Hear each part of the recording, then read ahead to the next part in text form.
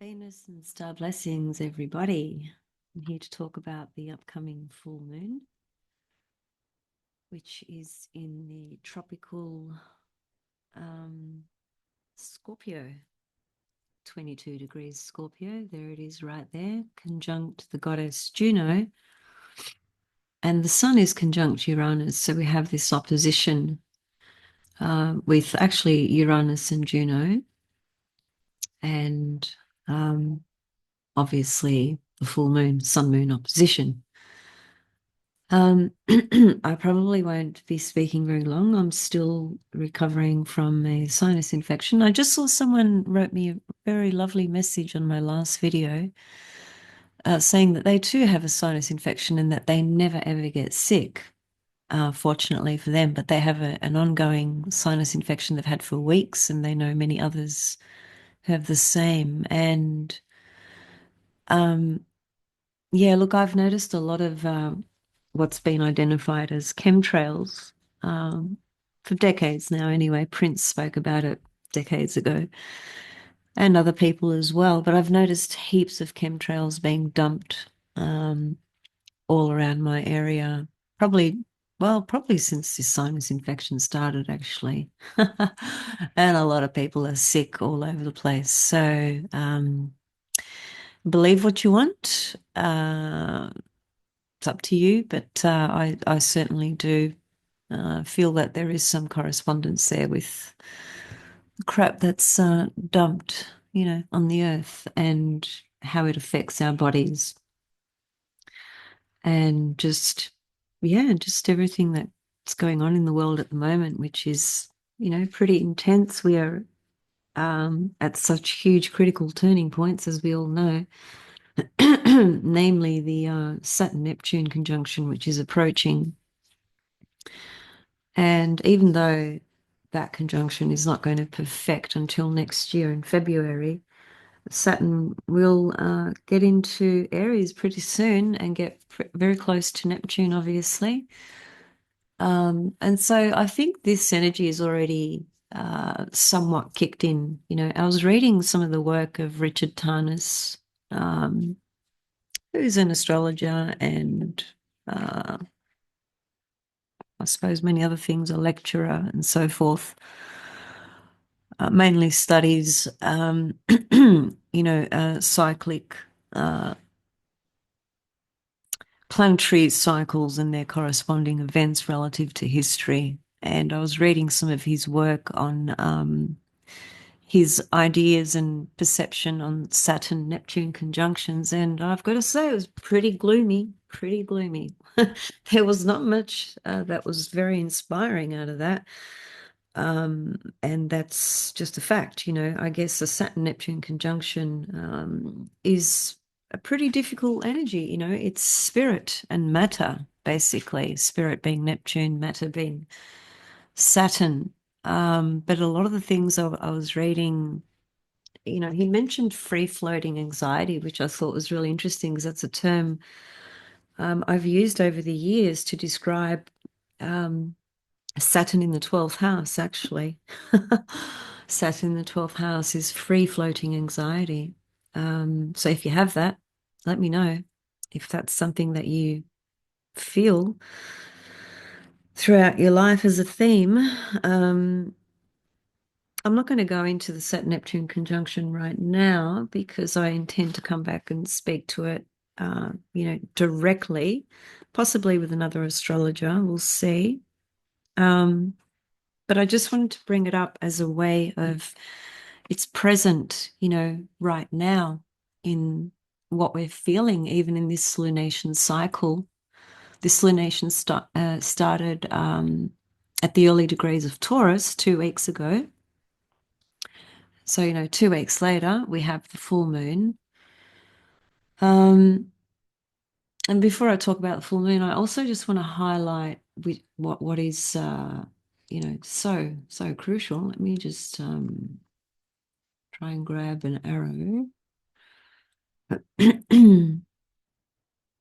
and just point to what I think is highly significant, and that is Ceres and Saturn, right, in a conjunction, they will continue to proceed forward, obviously, and they will be conjunct at the last degree of Pisces as well.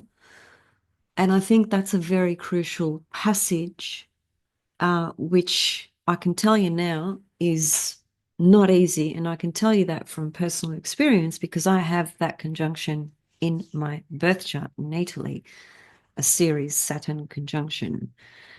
And that's been, yeah, a very, very challenging life theme for me personally. I'm not going to explain what it's been. I don't wish to divulge that information, but I can tell you through personal experience, it is very difficult.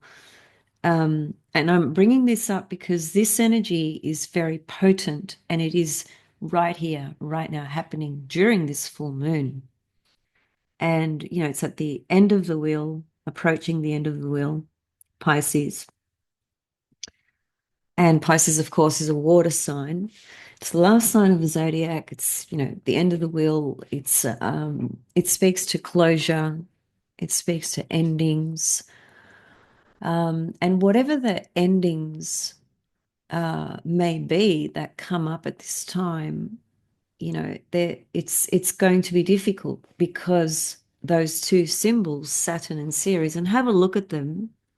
They pretty much are almost identical, except, you know, they both are represented by a sickle, right? One's going up, Ceres is going up, and the Saturn one's going down.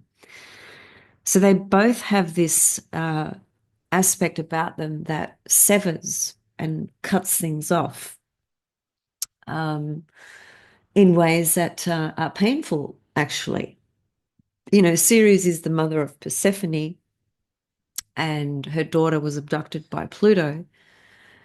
And she had to let go of her daughter. She had to finally, I mean, the story is so complex and multi-layered, but ultimately she had to accept that her daughter was going to reside in the underworld for certain amounts of time throughout the year, and then other times she will be allowed to come back up and be with her, right, on the earth, as it were.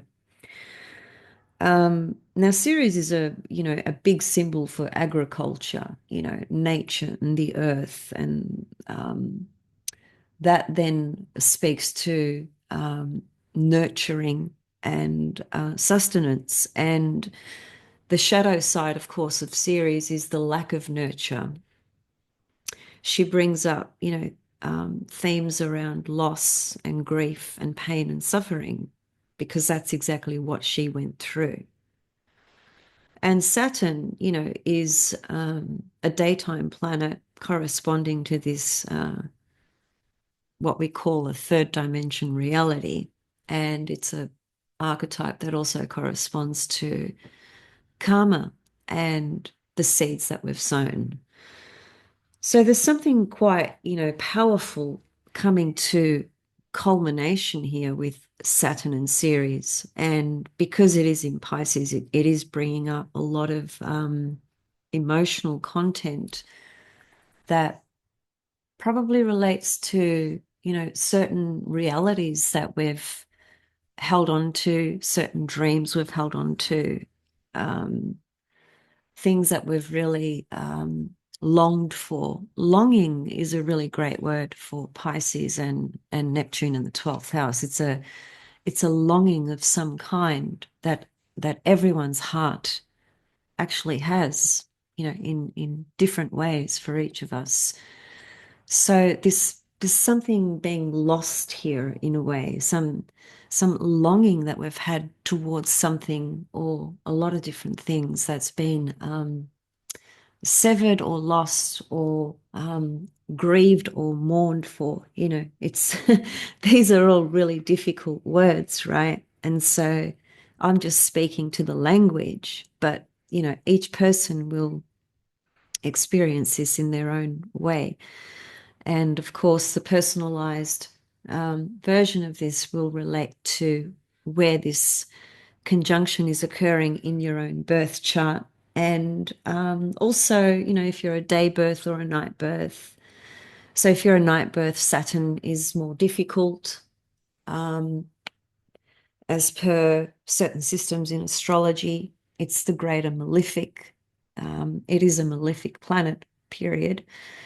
And, while Saturn has all these great qualities, if we can call it that, from the point of view of maturity and responsibility and figuring out our place in the world and, working towards that, having a conscience about things and trying to do the right thing and so forth. Saturn can really help us with those sorts of things if we're ready to be responsible and accountable for our life, right?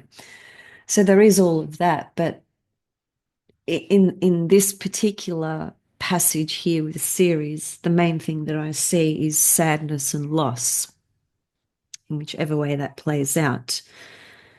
Some people will feel it more.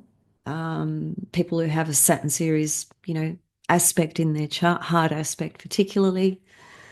And if this combination, is on one of the angles of your birth chart or, very close to a personal planet, then I expect people to be feeling it a lot more versus others where they don't have a hard aspect between Saturn and Ceres in their birth chart, and it's happening somewhere where it's not really afflicting any personal planets, for instance. So these are all details that always need to be, understood and explored in order to understand how certain passages may impact our life, for better or for worse. Um, the most positive thing, if there is a positive thing, here in this picture with Saturn Ceres, it's perhaps ultimately, once we come through the sense of loss or grief that we may be enduring or experiencing, there's a promise of renewal, if you like, because Ceres, yes, her shadow side speaks to loss and grief and lack of nurture. But on the other side of that coin, it is also about renewal and some kind of transformation as well.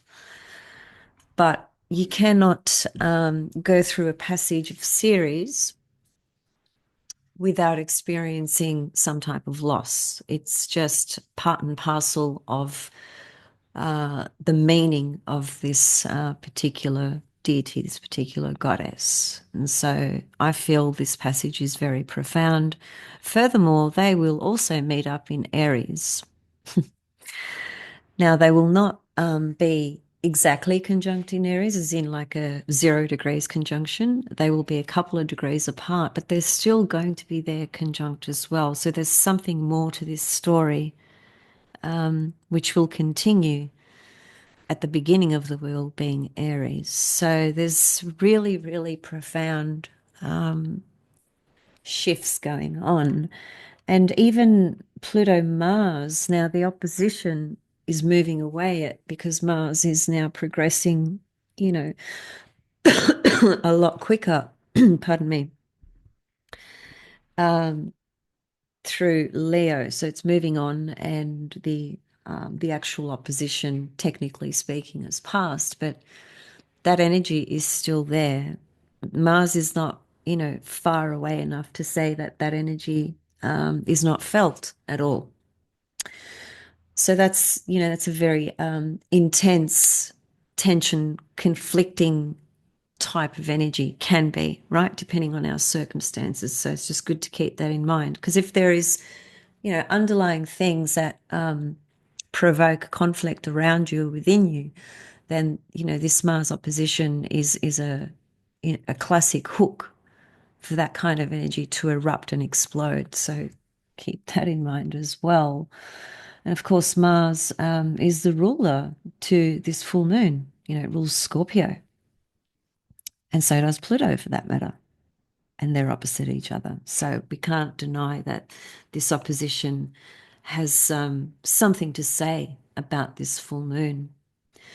Now, the Juno factor in this I find really, really interesting. Juno was the wife of Zeus, and she represents many, many, many, many different things. You know, if you go into the richness of her mythology and stories and the Greek history and stories and mythologies, you know, she was a very, very powerful goddess, but, you know, she was in this ongoing conflict with her husband, Jupiter, Zeus, because of his behaviors, let's say. And so she is a goddess that represents the principle of justice and fairness and equality. And so when Juno shows up in a story, then matters of injustice or inequality or things that are not fair generally get stirred up. They need to be dealt with, confronted, or resolved in some kind of way.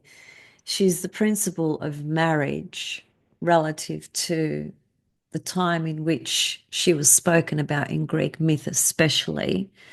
But when we think about her as being the goddess of marriage, it's not just the traditional, conventional marriage that we might think. It's a marriage that is a contractual agreement between any two people. So that can be, you know, between you and your partner, between you and your friend, between you and your mother, between you and your lawyer, whomever. It's just a contractual agreement that needs to be honored. And when it's dishonored, Juno fires up to the absolute hilt. So I think it's very interesting that she's there with this full moon. What does the full moon do? It illuminates, it highlights, and it enables us to release certain things. That could be emotional things, that could be from certain storylines or circumstances in our life, right? And with the opposition to Uranus, there is, I love the Uranian energy. Sometimes it can be incredibly difficult. I won't deny that because it brings in shock. And the shock that Uranus brings in is quite severe. It's not like a little electric shock that you might feel when you pick up something and you feel an electrical little wave through your fingers. We're talking about shocks that can be quite traumatic, right, to the whole system of the body, mind, soul, spirit. It just depends, okay? I'm not saying that this particular full moon has the power necessarily to create such intense shocks in people's lives. It would require a lot more than just a full moon with Uranus's presence. When you have big life-changing events, whether they are traumatic or not, it would typically be at least 5 or 6 different things being activated in your chart, you know, really important planetary combinations and aspects and various predictive tools and techniques would paint the picture, as it were. So it wouldn't be just a full moon. But I'm just trying to explain the importance of the full moon with Uranus there. Whilst it can produce some kind of shock at times, ultimately Uranus is the liberator, the one who sets us free. But in order to be set free, you know, we must be ready to step outside certain things that we've been bound by, controlled by, limited by, you know, having narrow perspectives, narrow views, being one-sided on things, or, you know, just very limited in our scope of perspective and understanding, which is Saturn, right? So, you know, Saturn creates those walls and Uranus comes in and smashes those walls right down when we are ready, right, to step outside of Saturn's boundaries. So I think, you know, from an emotional perspective, given that full moons typically stir up the emotional body. And one thing I forgot to mention is that the moon in Scorpio is in its full position. So I think that's something that also needs to be noted. Personally, I don't like the moon in Scorpio at all, whether it's full or whether it's just traveling through Scorpio at some point in its cycle. I find it to be quite difficult, frankly speaking. I always have. I can feel it. I know before the moon even goes into Scorpio, I can just feel it happening before it even happens. Although I track things pretty much daily anyway, so I'm aware of where things are. But there's something about the Scorpio moon that really brings up some very intense material. So, the moon in Scorpio is in its full position. So that means that relative to essential dignities and abilities, meaning, planets have a particular alliance with a sign in the zodiac, and certain signs they just don't fit well with at all, just to simplify it. And the moon in Scorpio is not said to be a good fit. Now, for those of you who have moon in Scorpio, don't get pissed off and, you know, start sort of coming at me with, oh, I love my moon in Scorpio. It's I'm sure you do. And if you do, that's great. This is not about criticizing anything or anyone, but it is about understanding, the placement of planets, right? And what they represent in the various modes that we can look at things through. So, given that, I expect that this full moon in Scorpio will stir up, a lot of difficult content for certain people. For others, it may not. But the moon in Scorpio itself is not an easy placement. So, the matter that Juno is right there with the moon, for certain individuals, this is going to be quite a big full moon story, if you like, from the point of view of their relationships. Or when I say relationships, it doesn't just mean personal relationships. It can be certain, as I said before, certain agreements that you may have made with a person or persons. And if those agreements have not been honored, then this Juno conjunct this full moon is going to put the spotlight on it. And the intensity of rage or anger or, really intense emotions about the unfairness of a particular situation is just going to be pretty much activated. It's as simple as that. So how we respond to this and how we deal with it is up to us. We've got to, I think it's important to recognize what we feel and what comes up through any experience and situation that we encounter. But how we deal with the response that comes up, that's where we have a certain level of power or control, provided we are able to be somewhat objective, right?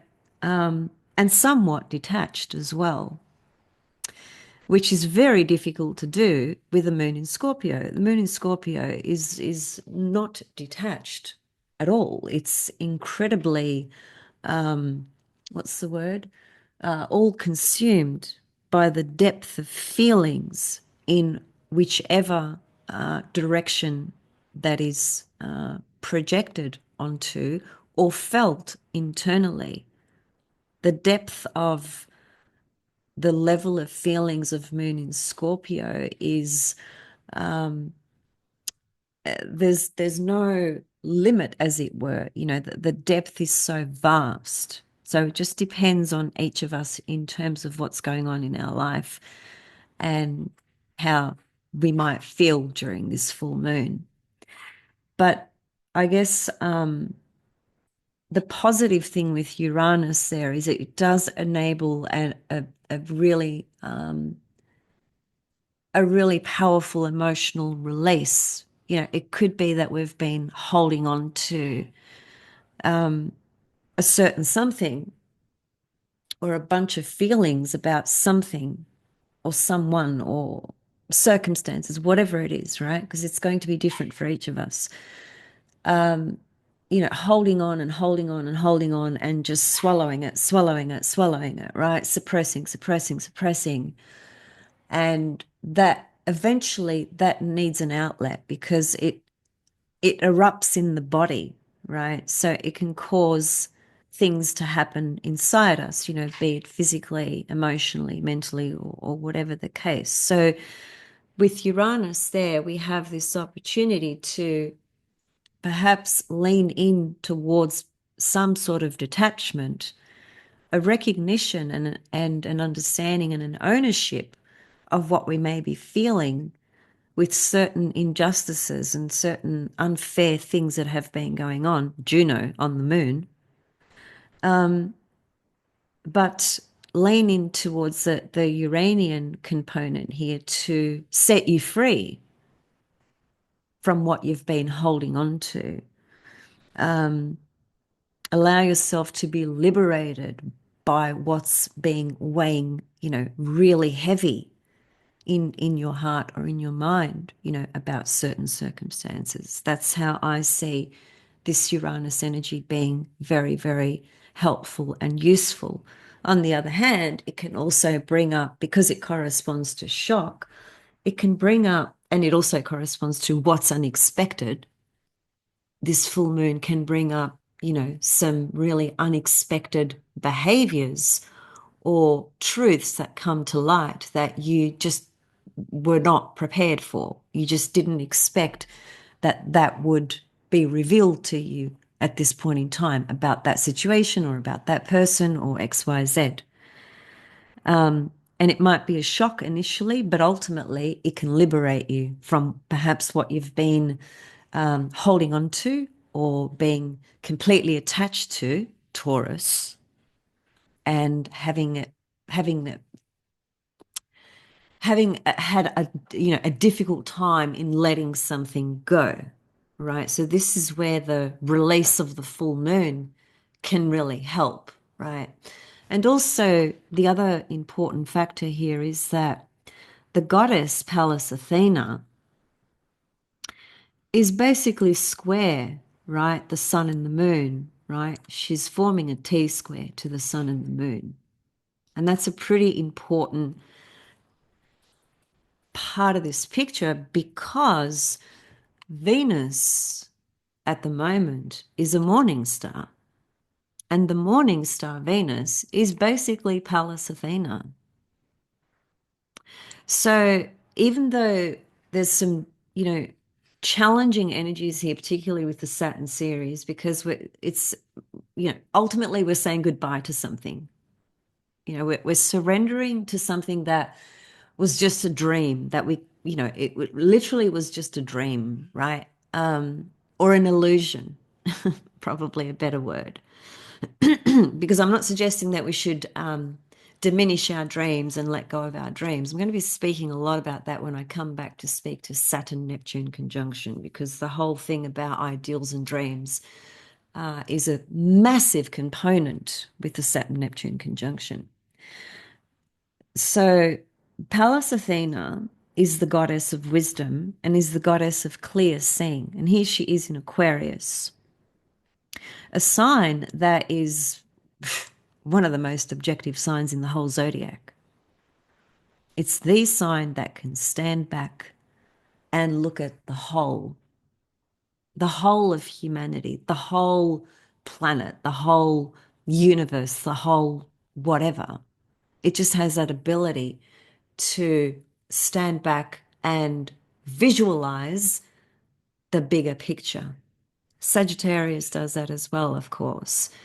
But Sagittarius has this other layer to it, which can be connected to, you know, dogmatic sort of beliefs and righteousness and so forth. Whereas Aquarius doesn't have that. It's a lot more free from the perspective of it. One of its rulers is Uranus, and yes, the other ruler is Saturn, but its other ruler is Uranus. And I've got a lot of Aquarius in my chart. So with these sorts of comments, again, I speak to you through personal experience. So the Pallas Athena squaring this full moon will definitely zoom in and bring some clear sight into things that we really need to see about this full moon cycle, and very specifically around the matter of relationships, because Juno is there, or contractual agreements we've made that may have just gone wrong, they were dishonored, whatever it may be. So Pallas Athena is very powerful in this full moon picture, especially because Venus is a morning star, and the Venus morning star, as I said, is Pallas Athena. And Venus is extremely powerful at the moment, being reborn as the morning star around the equinox time. And also in the northern hemisphere, as I've mentioned numerous times, she did not go invisible in certain northern latitudes. Ruman and I showed you that in our last video where he presented the new Placidus 8 version of his program, which will be released soon. And he showed us where Venus was actually visible, both as a morning and an evening star, literally showed us the visuals to that, where that occurred in the Northern Hemisphere. That happens pretty much once every 8 years, not in both hemispheres at the same time. So it is a relatively rare occurrence. And from a Babylonian perspective, astrological Babylonian perspective, when Venus does not disappear as she makes her transition, she is said to be the most powerful in what she's going to bring to the earth, because the morning star Venus, which is Pallas Athena, is very much connected to earthly matters. And those matters connect to politics, justice, governments, systems, all that stuff, basically. So she's doing, she is doing, and she will be doing a lot, and contributing to pretty profound changes politically, systemically, and otherwise, over the next 8 months or so, whilst she's a morning star.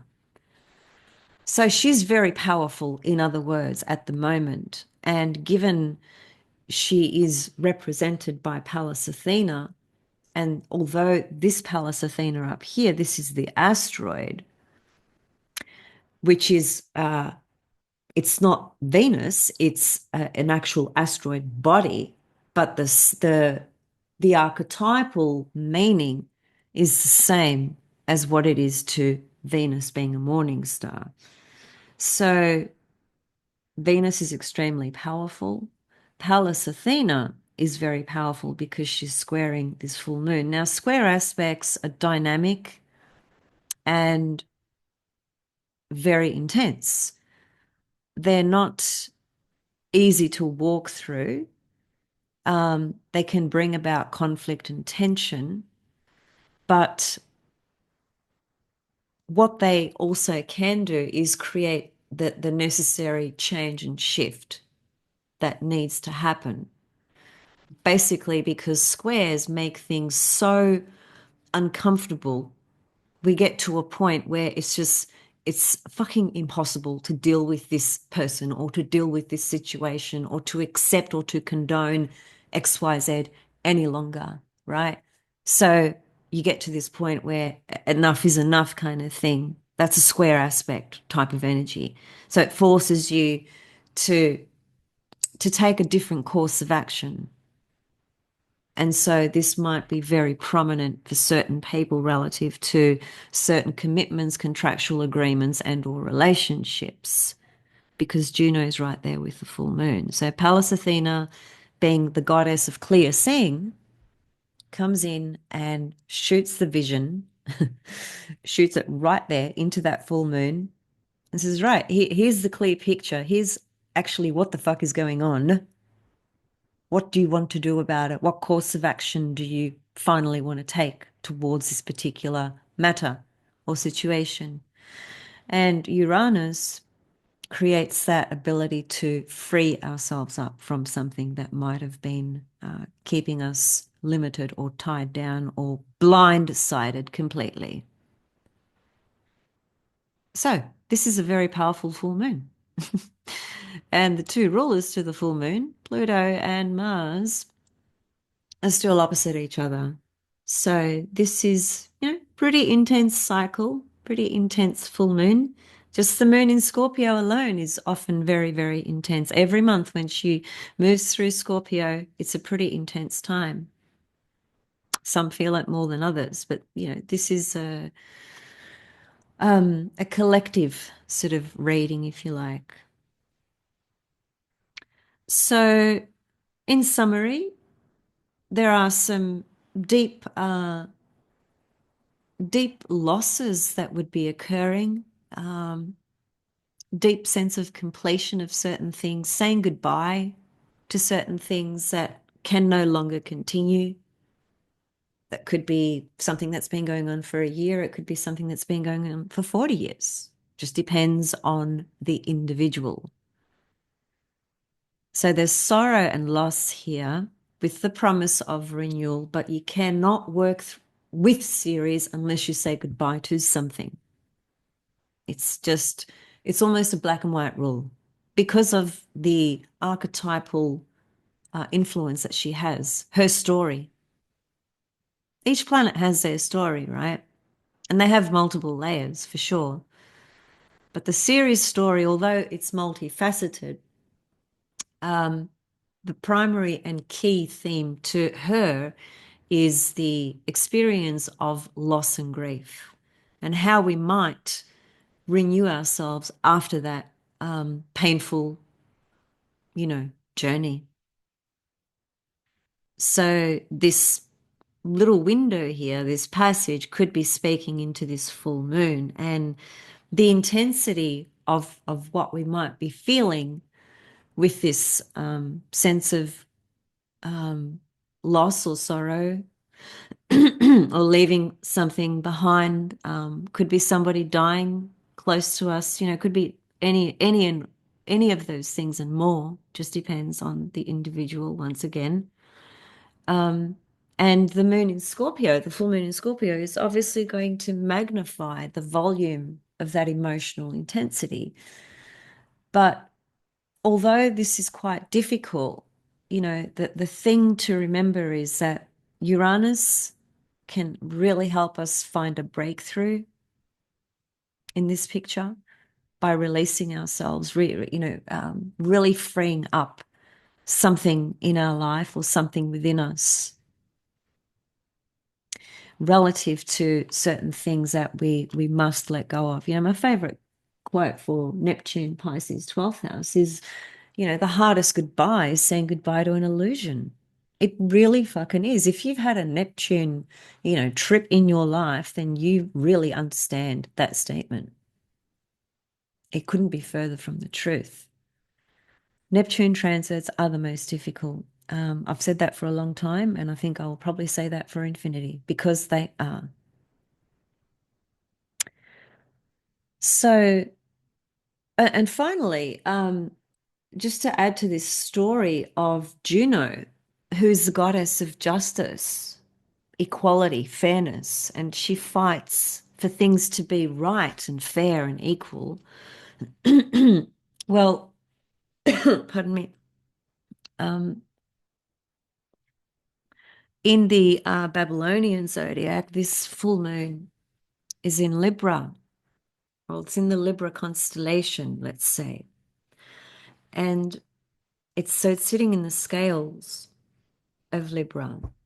So the backstory to this full moon from the real sky, where the true position of everything is, the full moon is sitting in the scales. It's just, I'll show you actually. Let me just get rid of these. Now it's a bit hard to see it because, as I've often said, his new version enables you to zoom into the screen. So I can't wait to get that because it is a little bit hard to read a lot of the things in this chart. But okay, so you see there's the moon there, right? And the full moon. Let me just get rid of those. Now, here's the scorpion right here. Let me just grab an arrow somewhere. Okay.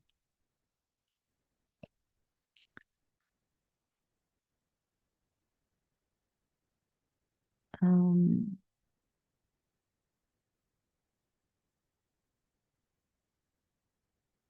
Maybe that will be better. So there's the scorpion, right? See that circle I've just drawn? That's the scorpion constellation. And from here, this is Virgo, right? And here's Libra, sort of more well in the center. You can see it's much smaller, right? Virgo is one of the largest constellations.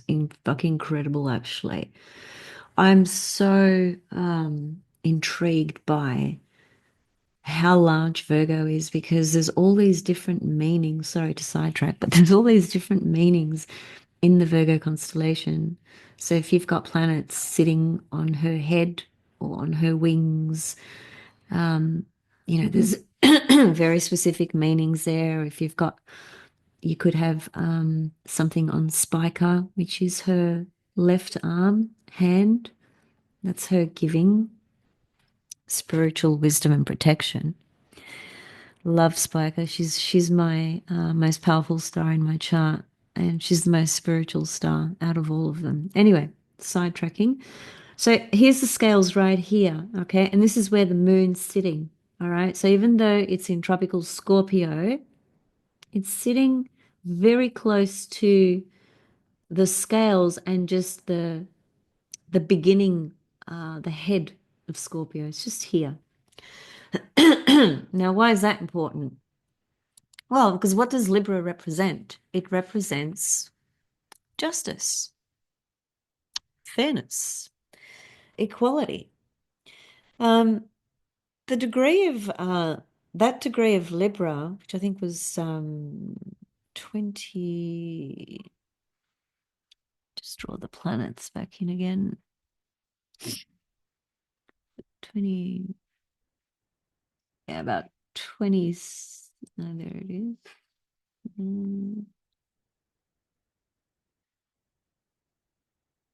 About 26, 27.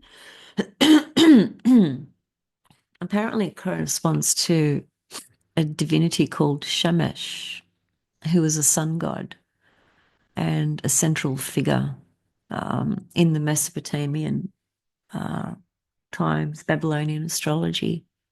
Very powerful god and connected to justice and law. He was a sun god. He connected to divination. He connected to the underworld. But he was the god of justice, truth, and morality, and his name was used to invoke his power in matters of law and order. So I think that could be pretty important given the goddess of justice is conjunct the tropical Scorpio full moon, and she's a goddess of the principles connecting to fairness, justice, and equality. And in the Libra constellation, where the moon in Scorpio sits, which is late degrees of Libra, those degrees correspond to this particular divinity who's also about justice and law and truth and light. So I think what's going to happen is on a collective scale, there'll be certain zones, like certain countries or states where, pretty powerful things will come to some real light with things that have been unfairly dealt with or unjustly dealt with and so forth. And there's a shitload of that going on, isn't there? I find it interesting, just to sidetrack before I close, because I cannot talk anymore with um, this sinus infection is driving me a bit cuckoo. um, the new Pope, Pope Leo, what a classic, Pope Leo. His name, Leo. When you look at his Babylonian chart, most of his planets go back into Leo. He's a sun in Virgo, tropical, right? So most of his personal planets all go into Leo. That's interesting, isn't it? Because Leo, of course, corresponds to, leaders and things like that, right? Um, becoming famous, being in the limelight and so forth. But what I found most interesting, and I'm not interested in the Pope or the popes or the Vatican or any of that BS. I don't believe any of them. That's just my view, my opinion. Um, I don't I don't feel inside my soul that they are doing good to people or the world. You know, I never understood why these men of God need to dress in these fancy gold robes and this attire that symbolizes some type of royal wealth and so forth. What the fuck has that got to do with helping humanity? What's that got to do with starving, dying children and families? Hmm. Anyway, the most interesting thing, and I'll leave it here, the old fancy Mr. Pope Leo, American guy, he's got a Mercury Neptune conjunction in his birth chart. Now, if you've listened to me for a while, you'll remember what I've said about Mercury Neptune conjunctions or hard aspects for that matter. They show up in just about every political leader's chart. It's like the prerequisite to become a president or a prime minister, as we call them here, or some, you know, big honcho political leader, is to have a Mercury Neptune aspect in your chart because it creates the false speaker, the deceptive speaker. Now, of course, everybody who has a Mercury Neptune conjunction is not necessarily a liar. That's not what I'm saying. But is the potential there for that? Absolutely F yes. And it just seems to show up in these leaders' charts. And Mr. Pope Leo has a Mercury Neptune conjunction. And that's the first thing that I spotted when I looked at his chart. Everyone else is going on about, you know, the timing of when it happened and, what was hitting off what and this and that and the other. That's all fine and dandy. It's good to look at those things because that's how we learn. You observe and you correlate. That's how you learn astrology. That's what the ancients did. They observed the sky with their naked eye and they documented everything that was happening on the earth. Observation, correlation. But I think, yeah, it's just really interesting. I've even seen some astrologers talk about this Pope in such with such grace and admiration, and like he's the savior and he's going to turn the Vatican around. He's going to be the golden child. And what I would say to that is, fine, everyone's entitled to their opinion, but do not overlook a Mercury Neptune aspect in a very powerful figures chart and what that will fundamentally bring.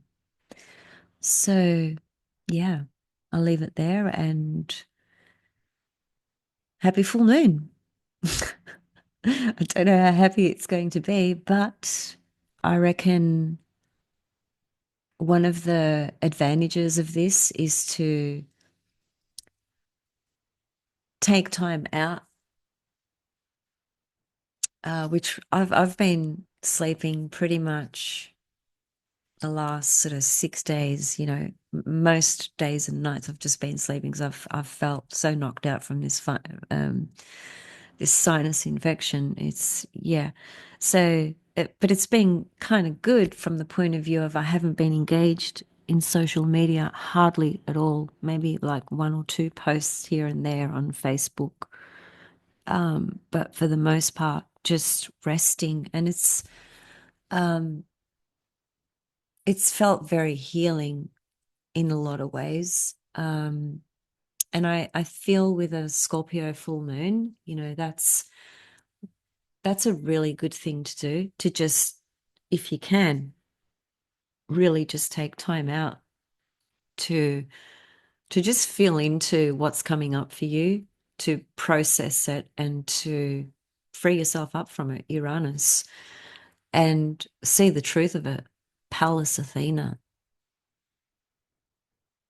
She's the goddess of clear seeing. Now, one thing I sort of touched on it. Well, the fact that she's squaring the full moon, yes, squares point to a challenging a challenging position to be in because it's confronting and conflicting mostly. Um, and so that can be problematic, obviously, but if we can employ her tremendous objectivity whilst she's in Aquarius, we might just get a really clear view of certain things that we've not been able to identify and recognize previously. That's the benefit of her being here. So just keep that in mind as well. I'll see you guys soon with much more. Reach out if you're interested in connecting with me for any type of reading. There's countless readings we could do, really. Countless sessions, classes, or whatever. Just reach out if you would like to speak with me. Okay, see you all very, very soon. Hope you're all doing well, and bye for now.